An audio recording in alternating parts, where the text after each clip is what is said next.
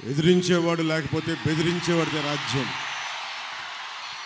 So బెదిరించే వాళ్ళకి ఈ రోజున ఒక సమూహం వచ్చి నిలబడింది. ఆంధ్రప్రదేశ్ని గుప్పిట్లో పెట్టుకొని 5 కోట్ల మంది ప్రజల్ని పట్టుమని 10 మంది, ఇంకా చెప్పాలంటే 5 మంది ఈ రోజున ఆంధ్రప్రదేశ్ని గుప్పిట్లో బెదిరించి 5 కోట్ల మంది ప్రజల్ని బెదిరిస్తూ ఉంటే ప్రజలు తిరుగుబాటు చేసి మాకు ఓటు చెల్లకుండా అన్ని పార్టీలు కలిసి రావాలి అంటే ఈ రోజున ఢిల్లీలో ఉన్న భారతీయ జనతా పార్టీ ప్రధానమంత్రి గారి నాయకత్వంలో ఉన్న మన భారతీయ జనతా పార్టీ నుంచి 4 దశాబ్దాల సుదీర్ఘ అనుభవం ముఖ్యమంత్రిగా పోటీ చేసే మనకి రాష్ట్రాన్ని నడిపిన, ఉమ్మడి రాష్ట్రాన్ని నడిపిన అనుభవం, ఎన్ని ఆటుపోట్లున్నా తట్టుకున్న సమర్థత, ధైర్యం, అన్నింటికీ వాటన్నిటితో పాటు జన సైనికులు, వీర మహిళలు 5 సంవత్సరాలుగా వైసీపీ తోటి పోరాటం చేస్తూ ఈ రోజున రాష్ట్రానికి, ఈ రోజున ఈ పొత్తుకే వెన్నంటి ఉన్న, వెన్నుదన్నుగా ఉన్న మీ అందరికీ నా హృదయపూర్వక నమస్కారాలు, హృదయపూర్వక ధన్యవాదాలు. ముఖ్యంగా నిడదవోలు నియోజకవర్గానికి సంబంధించి బురుగుపల్లి శేషారావు గారు చాలా పెద్ద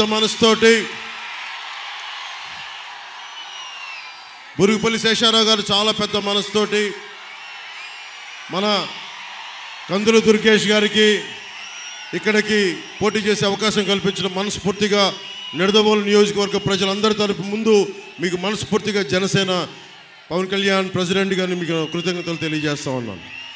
అలాగే శ్రీ కేఎస్ జవహర్ గారికి టీడీపీ ఈస్ట్ గోదావరి జిల్లా అధ్యక్షులు, అలాగే శ్రీ పి దత్తు గారికి Bharatiya Janata party parliament incharge గారికి, బండి సత్యనారాయణ గారికి, అలాగే సుజీ రంగారావు గారికి మంత్రివర్యులు, మాజీ మంత్రివర్యులు, అలాగే కొటికుల్పూడి గోవిందరావు గారికి జనసేన పశ్చిమ గోదావరి జిల్లా అధ్యక్షులు, బివిఎస్ఎన్ ప్రసాద్ గారికి, కందుల దుర్గేష్ గారికి మనస్ఫూర్తిగా మీ అందరి తరపున కృతజ్ఞతలు, హృదయపూర్వక స్వాగతాలు తెలియజేసుకుంటూ ఒకటే మాట ఇందాక తణుకులో చెప్పాం, మేము మీకు ఇన్ని కోట్ల మంది ప్రజలకి, నలిగిపోతున్న యువతకి ఉపాధి అవకాశాలు, ఉద్యోగాలు, పరిశ్రమలు, అభివృద్ధి దిశగా రాష్ట్రం క్షేమంగా ఉండాలి అని ఆలోచించి చాలా పెద్ద మనసుతోటి అందరం ఒకరినొకరు తగ్గించుకొని, సైజ్ తగ్గించుకొని, చంద్రబాబు గారు కూడా తెలుగుదేశం పార్టీ సంస్థాగత నిర్మాణం ఉండి కూడా రాష్ట్ర ప్రజల క్షేమం కోసం, సంక్షేమం కోసం అందరం సైజులు తగ్గించుకొని ఈ రోజున ఉమ్మడిగా నిలబడతా ఉన్నాం. ఒకటే, మీ భవిష్యత్తు కోసమే, మీ ఉపాధి అవకాశాల కోసమే, మీకు అండదండగా ఉండడం కోసమే. రౌడీ రాజ్యం పోవాలి, రామరాజ్యం రావాలి, ధర్మం నిలబడాలి. ఇందాక తణుకులో నేను ఆఖరణ మాట్లాడాను. మనకి అనుభవం నిడదవోలు అసెంబ్లీ నియోజకవర్గానికి ప్రధాన సమస్యల్ని జనసేన మనకి కందుల దుర్గేష్ గారిని గెలిపించిన వెంటనే మేము ఈ సమస్యల్ని అతి తక్కువ సమయంలో మీకు తీర్చడానికి సంసిద్ధంగా ఉన్నాం. చిన్న కాశీ రేవుకి వెళ్ళే మార్గాన్ని పునరుద్ధరణ చేయడం, నిడదవోలులో 100 పడకల ఆసుపత్రి నిర్మాణాన్ని పూర్తి చేయడం, నిడదవోలు పట్టణంలో మనం ఎదుర్కొంటున్న డంపింగ్ యార్డ్ సమస్యని అత్యంత తక్కువ కాలంలో పరిష్కారం చేయటం, గోదావరి జలాల్ని నిడదవోలు పట్టణ ప్రజలకి అందేలా చర్య తీసుకోవటం, స్వచ్ఛమైన నీటిని ప్రజలకు అందించడం, ముఖ్యంగా యువతకి ఒక ఇండోర్ స్టేడియాన్ని నిర్మించడం, నిడదవోలు సమిశ్రగూడెం మధ్య ఉన్న ఈ పురాతనమైన ఓల్డ్ హ్యావ్లాక్ వంతెన స్థానంలో కొత్త వంతెనని నిర్మించడం, కంసాలిపాలెం మాధవరం బ్రిడ్జిని పునరుద్ధరించడం, నిడదవోలు మండలంలో ఆంజనేయపురం, సింగవరం గ్రామాల్లో నిర్మించిన టిట్కో ఇళ్ళు మనకి చంద్రబాబు గారు 2014లో ముఖ్యమంత్రిగా కేంద్ర ప్రభుత్వం సహకారంతో టిట్కో ఇళ్ళు నిర్మిస్తే ఈ రోజు వరకు లబ్ధిదారులకు అందించలేదు. మన కూటమి ప్రభుత్వం రాగానే లబ్ధిదారులందరికీ టిట్కో ఇళ్ళని అందిస్తాం.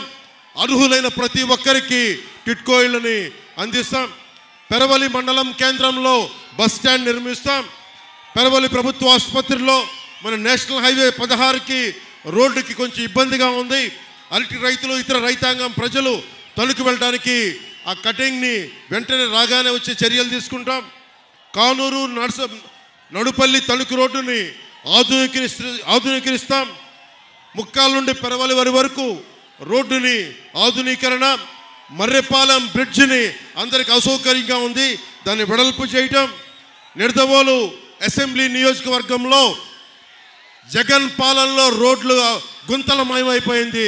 వచ్చిన 3 నెలల సమయంలోనే గుంతలన్నీ పూడ్చి కొత్త రోడ్లకి మాకు వేసే చర్యలను తీసుకుంటామని తెలియజేసుకుంటూ, జనసేన టీడీపీ బీజేపీ కూటమి చేపట్టబోయే ముఖ్య కార్యక్రమాల్లో ప్రతి చేతికి పని, ప్రతి చేనుకు నీరు, ఇదే జనసేన టీడీపీ బీజేపీ కూటమి లక్ష్యం.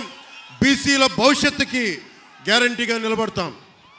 మీరు పోలవరం ప్రాజెక్ట్ ఇందాక తణుకులో మాట్లాడుతూ ఉన్నా, ఈ ఇరిగేషన్ మంత్రి ఉన్న వైసీపీ మంత్రి పోలవరం ప్రాజెక్ట్ ఎప్పుడంటే అబ్బని తీయని దెబ్బ ఎంత కమ్మగా ఉందరో అబ్బా అని దానికి డ్యాన్స్ ప్రాక్టీసులు తప్ప ఎవరైనా మంత్రి పోలవరం ప్రాజెక్ట్ ఎప్పుడు నిర్మిస్తారంటే మేము పలానా సమయంలో నిర్మిస్తాం బాధ్యతగా మాట్లాడటం. ఒక్క వైసీపీ మంత్రి ఈ రోజు వరకు సమస్యల మీద స్పందించడం. ఏదైనా మాట్లాడితే చంద్రబాబు గారిని వ్యక్తిగతంగా నిందిస్తారు, నన్ను వ్యక్తిగతంగా నిందిస్తారు. పాపం భువనేశ్వర్ మనకి పురంధేశ్వరి గారి మీద అకారణంగా తిడతారు. అంతే తప్ప మనం అడిగిన దానికి ఒక్కదానికి సమాధానం చెప్పరు. మేము ఏం అడుగుతున్నాం? ఉపాధి అవకాశాలు ఏమైనాయి? పోలవరం ఎప్పుడు పూర్తవుద్ది? లేదంటే మనకు పోలీసుకి టీఏలు డిఏలు వాళ్ళకి సరెండర్ లీవ్స్కి డబ్బులు ఎందుకు చేయట్లేదు? కాంట్రిబ్యూటరీ పెన్షన్ స్కీమ్ని మీరు రద్దు చేస్తానని చెప్పారు, ఎందుకు రద్దు చేయలేదు? పోలవరం ప్రాజెక్ట్ నిర్మించలేదు. చిన్న చితక నీటి తరహా ప్రాజెక్టులని ఎందుకు పూర్తి చేయలేదు? ఏ ఒక్క దానికి సమాధానం అడిగినా డిఎస్సి నోటిఫికేషన్ ఎందుకు చేయలేదంటే మమ్మల్ని, మా కుటుంబ సభ్యుల్ని అందరినీ పచ్చిగా తిడతారు. ఇలా బూతులు తిట్టే వాళ్ళందరికీ ఒకటే చెప్తున్నాం, భవిష్యత్తులో జనసేన, భారతీయ జనతా పార్టీ చాలా బలమైన సంస్థాగత నిర్మాణంలో తెలుగుదేశం పార్టీ ప్రభుత్వం స్థాపించబోతుంది. ఒకళ్ళొకళ్ళకి తాట తీసి కింద కూర్చోబెడతాం, మర్చిపోకండి.